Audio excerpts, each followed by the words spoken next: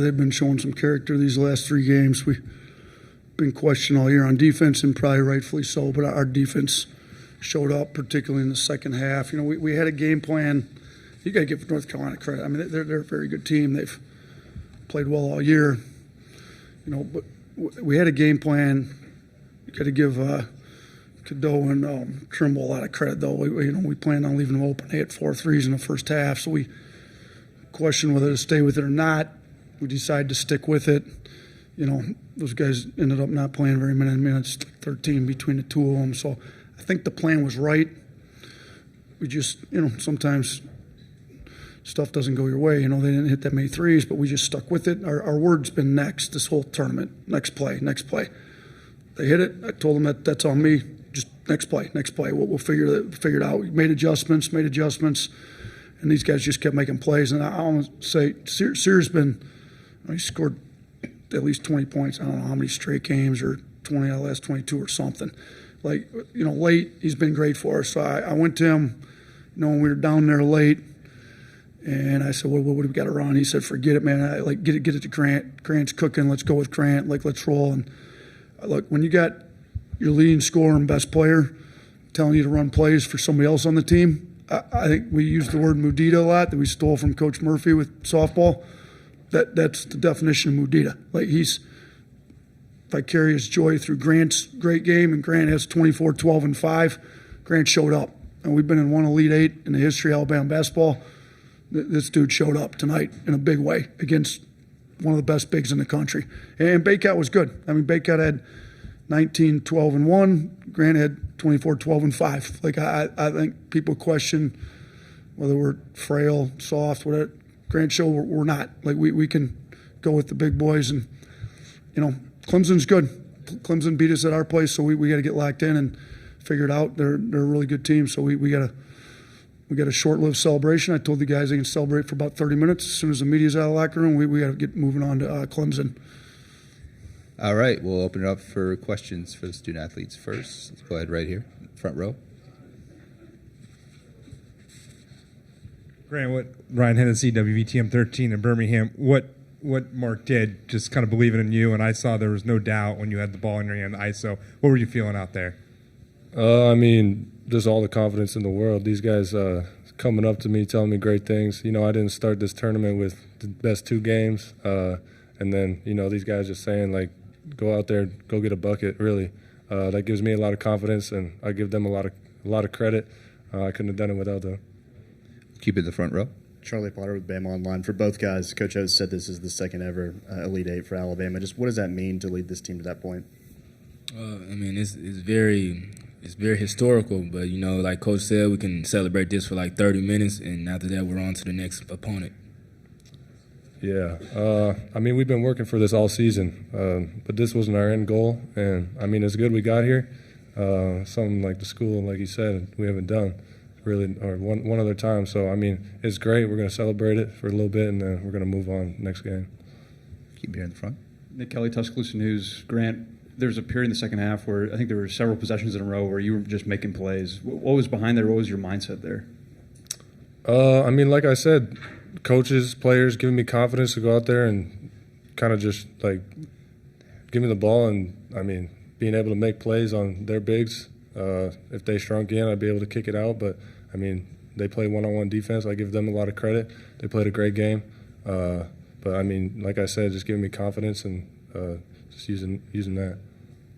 Over there in the third row. Yeah, Beth Harris, AP. Mark, tough second half for you, but what was it like seeing your boy Grant go to work?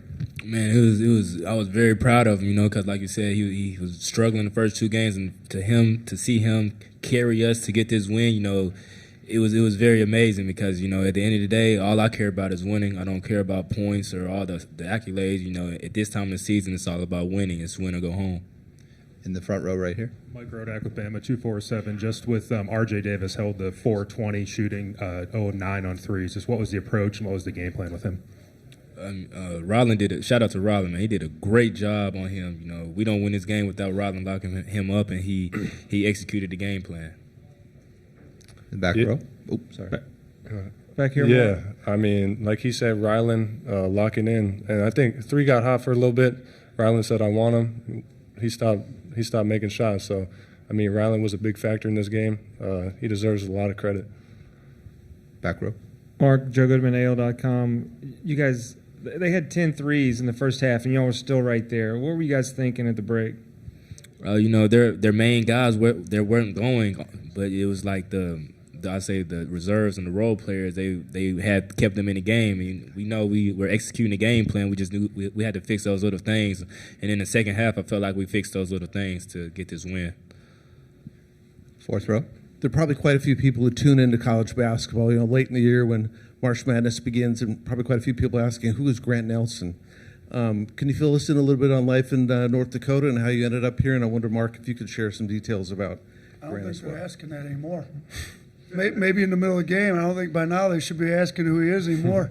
Yeah, they already know who he is now. Tell us a little bit about North Dakota, how you ended up here, and Mark, if you could share some stuff. Oh yeah, I'm from a small town, Devil's Lake. Shout out all those guys. But I mean, it's just a loving community. I really grew up with everything I could ask for. Playing basketball at the park every day. Had a good high school team. We didn't go very far many years, but I mean, it got me to North Dakota State, where I stayed 3 years, and then entered the portal. I like Coach Oats a little bit, so I gave Alabama a chance, and I mean, I think it's paying off. Both bad golfers trying to get better. We've golfed a little bit Oh, too. yeah. He's trying to teach me how to drive. I'm trying. Neither one of us are very good. Hey, Over there. Mark Myers, AP Radio for Grant. We all know Carolina, the long history, tradition, winning forever. They came in the top seed, and you beat them. Tell us why we should not be surprised by what your team did tonight? Yeah, I think us scheduling our non-conference really had a big part in this. Learning from a lot of those games we played, a lot of the losses, playing some of the best bigs in the nation, whether that was Arizona or ED at Purdue. And, just kind of being able to learn from those games and figure out a scouting report, and then coming into this one and executing it, and then just not like going away from it when they started hitting shots or stuff like that. So I think our non-conference had a big part to do with this. Any other questions for the student athletes? Go ahead in the back.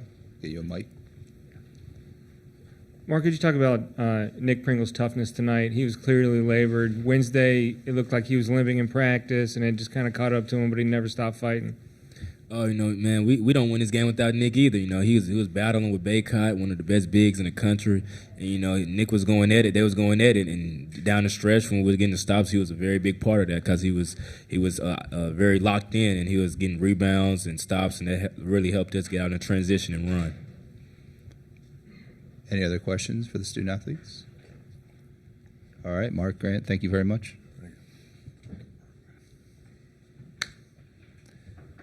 And we'll now open up for questions for Coach Oats. Go ahead right here in the front first. Nick Kelly, Tuscaloosa News. Nate, you've talked about once you got Grant, you had a big that play the way you guys want to play. Did you ever envision it could be as good as it was tonight with him in the lineup? I did. I thought he could be this good. And, do I say I thought he'd be this good going into the game today? No, because he'd been struggling, but I knew he's capable of it when we got him. I mean, we ran the one pick and roll with him handling it. He got downhill. He scored when Baycott had the 3 fouls. He's 6'11", can handle and pick and rolls. He shot the 1-3 when we took the lead. I mean, that thing was all net. He's been shooting it really well the last couple of days. Look, we had voluntary shooting 2 nights ago. 3 guys went. Grant Nelson went, and he showed up. I mean, he was 10 of 11 at the free throw line before those last 2. 2 of 2 from 3. Grant Nelson deserves to play well. He works hard. He's been all about the right stuff all year. Even when he's struggled, he just stays with it. So I couldn't be happier for Grant. But did I expect 24, 12, and 5? No. Did I know? Would I said I'd been totally shocked? No, because I know he's capable of it. But, man, he showed up tonight. Right here in the front. There was a point in January where you said these are a lot of good kids and there's a lot of good personalities on the team, but maybe they weren't competitive enough or tough enough in some of the big moments. Just how did you get from point A to point B where in these big moments they obviously were very competitive? Look, we kept challenging them. We got to get more competitive in practice, challenge, just put it there. Let's say what, leadership on the team. Nick Pringle's been great all week. All right, the last 3 games, Pringle's leadership, and then tonight, I mean, he's been battling this foot injury all year.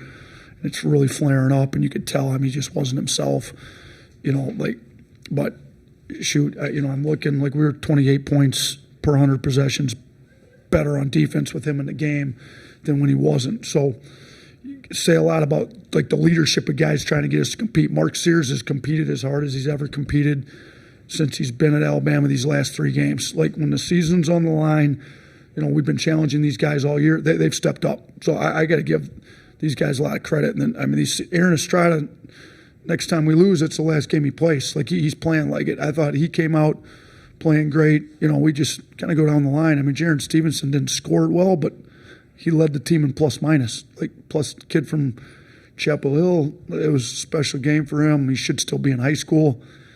Just kind of go down the list of everybody. We wouldn't be here if it wasn't for Diabate. So these guys are bringing their competitive side out at the right time. You want to be peaking in March, we're peaking in March. Keep it in front. Coach, I asked you yesterday about the 5 years that you've been here, and all you talked about was Final Four. We got to get – so you're starting to turn Elite Eight. Why not? I mean, last year everyone thought that was the team. Why not this team? Look, we got 1 game away, and it's a really good – it's not easy. I told these guys at halftime it's not easy – to win these games, to get to an Elite Eight. There's only been 1 ever in Alabama. They've had all kinds of pros and all kinds of really good teams. I mean, Wimp Sanderson's one of the better coaches in his era in the country, and they were never able to make it. Godfrey got to the 1 Elite Eight when Petway was on that team, and we heard about it forever in my 5 years because Petway's got the only Elite Eight. Now we got 2, and we're going to try to get the only Final Four. I mean, Clemson's good. They some of their guys killed us.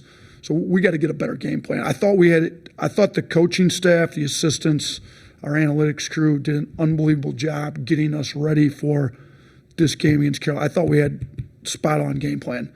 We got to do the same thing for Clemson. We won't be getting a lot of sleep tonight. Any other questions? Go ahead here in the second row.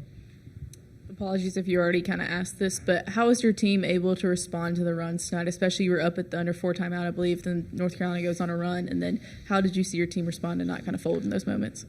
Yeah, that was a little disappointing. There was like 3 minutes and 30 seconds or whatever, 3 at the under 4 in the first half you're referring to. I think we were up 7 if I remember right, or up 1 maybe. Yeah, we were up 1 and then they went on an 8-0 run. We're down 7. I had to call a timeout. So, we gave up some runs that, we've been using the word next, where I thought maybe we didn't move to the next play as good as we could have. Well, whether it's my timeout I called or whether it was a media timeout when we were able to get them together, like I thought the energy was good. I thought Mark Sears' energy at the under 8, like, come on, we got to get this. Like, the under 8, and I don't know what the score was at the under 8 media timeout, but that timeout I thought won the game with the energy in the huddle.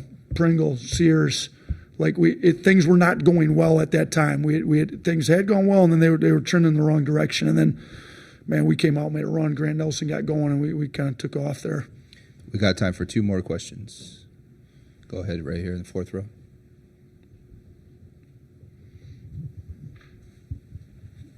I was hoping you could talk a little bit more about this team's defense and the struggles earlier in the season. Just the fact that they delivered today. I wondered what you said at halftime and how this team sort of finally peaked in that. Yeah, listen, our defense definitely had struggles through the year. Okay, there's some guys on this team that have been trying to be great defenders all year. I think Rylan Griffin's one of them.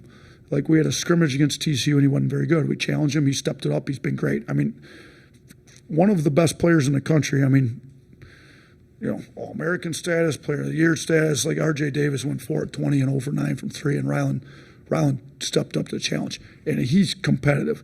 When Cormac Ryan hit those back-to-back to whatever the threes, he said, put me on him. Like, and he wouldn't take no for an answer. Like, Preston had the scout finalized, like, Preston, just put him on Cormac. That's it, figured out. He's going to take Cormac. Like, we had to deviate a little bit from the game plan because the game plan we thought was working, but, Rylan's defense was great. And you look at, I mean, we really were trying to zone in and stop Baycott and Davis. Baycott ended up with 19. RJ ended up with 16, but they took 38 shots combined to get those. They were a combined 12 of 38. So while they got points, they weren't very efficient. Like, you look at our guys, Grant Nelson scores 24 on 9 shots. Sears has been ridiculously efficient all year. He scored 18 on 14 shots. Like, I thought our guys were able to be a little more efficient. That's why we shot 48%. They shot 39% from the field. I thought we forced them into taking tough shots, and a lot of that's guys being locked into the scouting report, like guys being competitive. Rylan Griffin took it personal.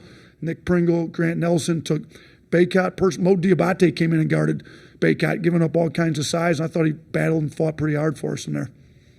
We have time for one last question. Right over here. Last one. We kind of heard the players talk about, moving on to the next game already. Just how have you been able to kind of instill that attitude of raising the bar and trying to move this on to, like you said, trying to make the first Final Four in program history? I mean, that goes with the next play, next action within the play, next game.